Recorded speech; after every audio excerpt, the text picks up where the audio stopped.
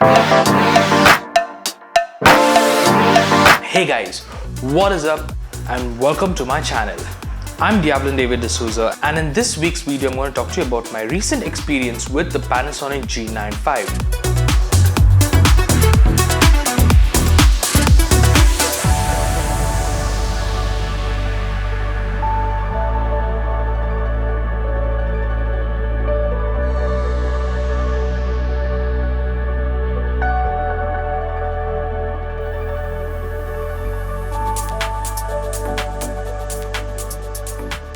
Well, this is my first impression and what I like and what I don't like of the camera. So this video is going to be divided into 4 main parts. Part 1, it's going to be the key specifications. Part 2 is going to be photography. Part 3 is going to be about videography, and part 4 is going to be the body, handling and ergonomics of this camera. This is going to be a rather long video, but let's get into the video and see what I'm talking about. This camera is a 20 megapixels micro four thirds sensor. If you guys are wondering what is a micro four thirds sensor, well, these sensors are smaller than the regular sensors. It is smaller than APS-C as well. This camera is capable of doing 9 FPS continuous shooting with autofocus single shot and 6 FPS with AFC mode, that is autofocus continuous. Well, for this camera, this is not a big deal. For the size and build of it, I think this camera is on the pretty good side of it. This camera has continuous video recording and can record continuously till the card is full or till the battery drains out, whichever happens first. But for me, the battery drained out before the card could get full. I will talk to you more about this later on in the video. As a headphone and mic jack, comes with a V-Log 8-bit profile. For this camera, having V-Log is a real plus point. L monochrome with the DC high contrast mono mode. This camera also features 4K photos with auto sequencing and auto marking. Live view composite mode for photos is available in this camera. The G95 is priced at around 95,000 Indian rupees, and it comes with a 1260 lens, which is equivalent to an 18mm lens on a regular APS-C sensor camera. As I mentioned in the start of the video, this video is divided into 4 parts. But before I jump into photography and videography, I think it's the right time to explain about part number 4 before I get to videography and photography. Well, that is called the handling and body and ergonomics of the camera. So this is what I felt personally when I used this camera. The G95 body has a front plate of magnesium alloy, and combined with weather sealant and dust sealant lens, this camera is a weather sealant and dust proof camera. Apart from that, this camera is also splash proof, so you can use this camera to shoot in conditions where there is slight rain but not heavy rain. Just splashes of water can fall on the camera and nothing was going to happen to the camera. A very interesting feature in this camera that I find really interesting is that they have 4 buttons placed on the top front of the camera on your right hand side. These buttons can be distinguished by just a feel of your finger. Each button has a different way to identify what the button is capable of, and these all are dedicated buttons. And the 4 buttons that I'm talking about is the white balance, ISO, movie recording button and the exposure compensation button. Well, each button, as I said, is different by just a feel, and this is how it is. The white balance button has a bulge on the button, so once you feel the button having a bulge, you know that it's a white balance button. The ISO button has 2 dots on top of the ISO button, so indicating that it's an ISO. The exposure compensation button is completely flat and inbuilt into the camera. This identifies that it is an exposure compensation button, and the movie recording button is a little raised and the portion around it is raised as well, forming a small little mountain. These are how you can distinguish the 4 buttons on the camera, and this is really helpful for people. You don't need to look up to see which button you're pressing, you can just feel the buttons and understand which button you need to get to. Coming to the body of the camera grip itself is pretty rugged and solid in hand, but there is a small little problem with the grip. Though it is big and it's more fatter and more better grip, any other mirrorless camera in the market currently, there is a small problem with this. That is, the pinky finger of hand fits on it, but at times it tends to slip out and starts dangling freely. So I have this problem a lot with Sony cameras, especially because of their small size. But in the Panasonic, it was able to sit. I was able to get there, but for a longer period of time, it used to slip down and I was not able to get that comfortable grip. Apart from that, the rubber is more tougher and more stronger, and the durability of the rubber is really nice. So talking about menu and customizations on this camera, the G95 has plenty of customization options. I've used the Panasonic GH5 and GH5S. That camera menu system felt more easier to use. But when I spoke to Panasonic, they told me that this camera has a new set of menu. And this menu is a little more complicated than the GH5 and GH5S. But once you figure out the navigations in this camera, it's very easy, the menu. But initially, I did struggle a lot to find the settings that I wanted. So straight out of the box, I had to play a lot with the settings to see the right settings and the right buttons and the placement of the menu options that I wanted. Unlike the GH5 and GH5S, where I took it out straight from the box and I was able to figure it out in a matter of seconds, this took me more than an hour to figure out the menu and customizations of this camera. Talking about customizations, this camera can be customized endlessly. If you're wondering what I mean by that, let me explain a bit more in detail for you guys. We have a total of 11 buttons that can be customized on this camera, and they are as such. We have 5 buttons, 5 in-display touch buttons and 6 physical buttons that we can use to customize the camera. That gives us a total of 11 customization buttons with one tap to customize whatever setting you want. And in total, there are 72 custom options that we can set to this camera in those 11 buttons. But not majority of us are going to use all 72 options, so there's a lot of customization, but it's not enough. I would say it's not practical to have so much of customization options for just 11 buttons. But each person has a different way to shoot, and I totally agree why there is 72 options. Because some people like to change frame rates a lot, some people like to go play around with real slow motion, some people like to do a lot of other things. So these 72 customized options are really great. But for me, I felt that was a bit of an overkill for this camera. The last but not the least, the battery life of this camera. Well, as per ratings that I've seen online, this camera gives roughly around 200 to 236 images. But when I tested this camera out and I used it on some actual shoot locations of mine, and I got only around 150 to 200 images on a fully charged battery and a couple of videos. Well, if I have to use this camera as my daily driver, I would at least require 2 to 3 batteries with me. Well, this camera battery life is something that we can neglect a bit because of the features that it's loaded in this camera. The capabilities it has for photography and videography, which we are getting into now, you will understand why this camera battery life goes so fast. Panasonic cameras claim that these cameras are capable of insane low light imaging. Well, I've used this camera in low light situations and I've taken a couple of pictures. I would say this camera did very well. It was not great, it was not bad, it was satisfactory. I got satisfactory results from this camera. Well, apart from that, I think this camera is a good competitor for the Sony a6400 for the capabilities in low light performance. My honest opinion about this low light is that the images were really sharp in low light as well, and it was really amazing to see such sharp images in low light. So coming to one of my favorite features in this camera is the burst mode. Well, the burst mode is capable of some really insane pictures.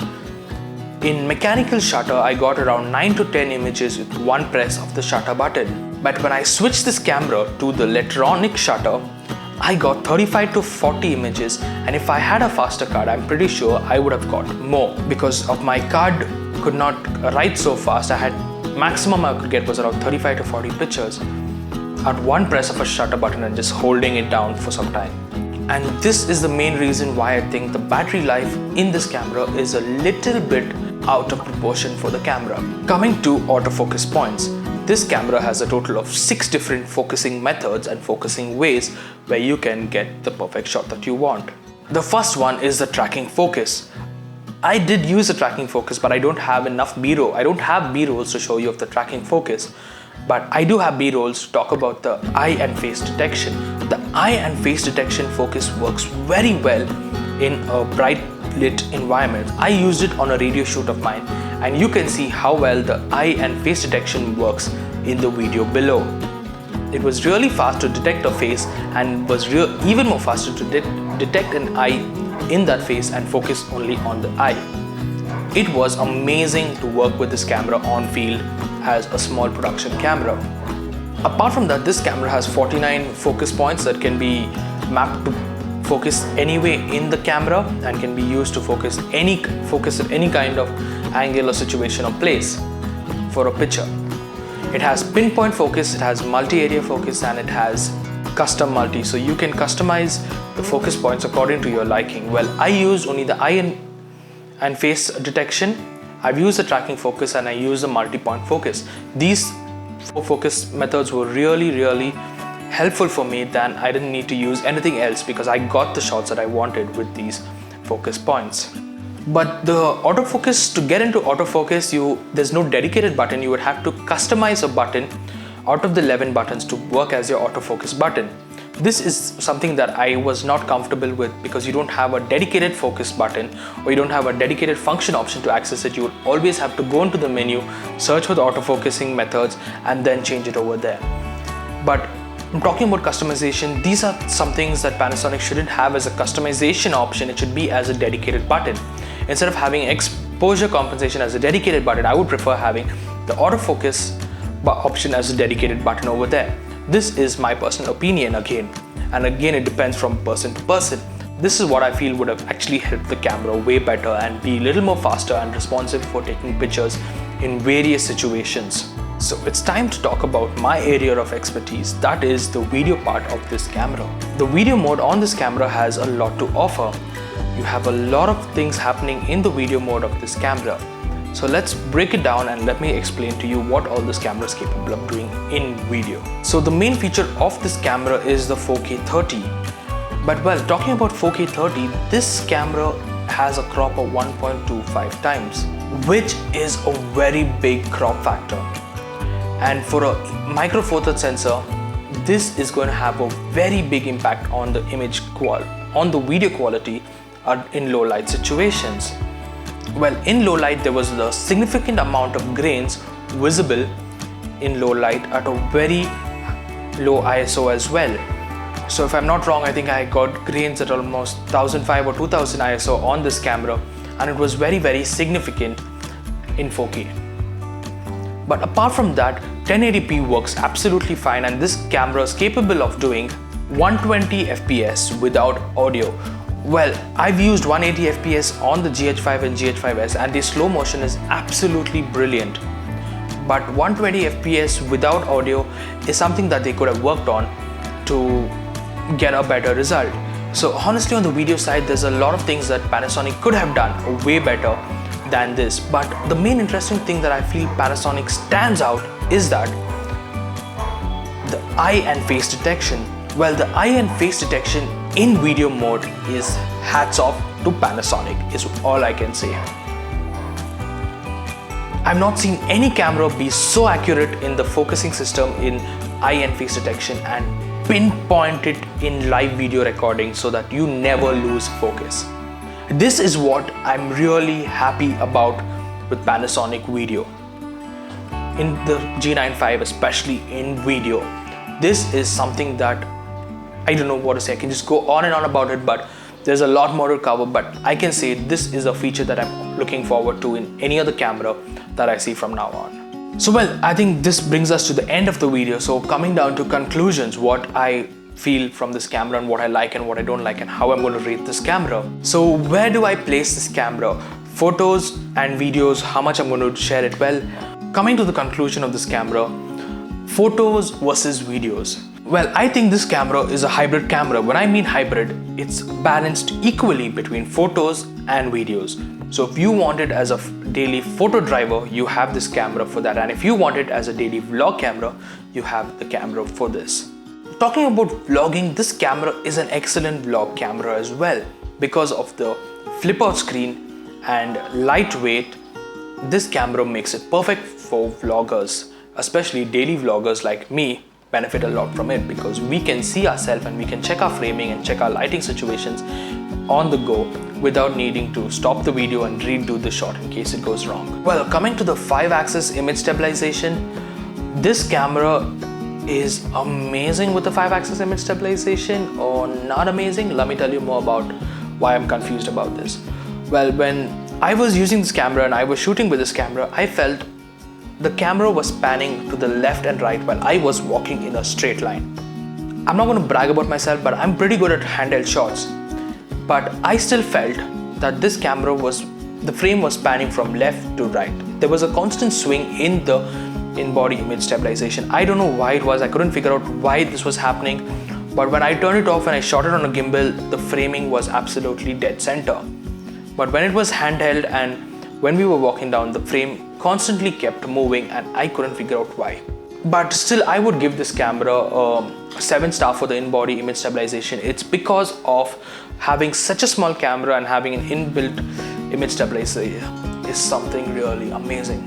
This camera build quality is very, very good. I'm going to give it an all-out 9-star, and I'm not going to debate more about this build quality of this camera. Ergonomics and handling. Well, ergonomics and handling of this camera is handling, if I'm talking about handling, handheld handling, not operation wise, I'm going to talk about handling, I would give this an 8-star as well.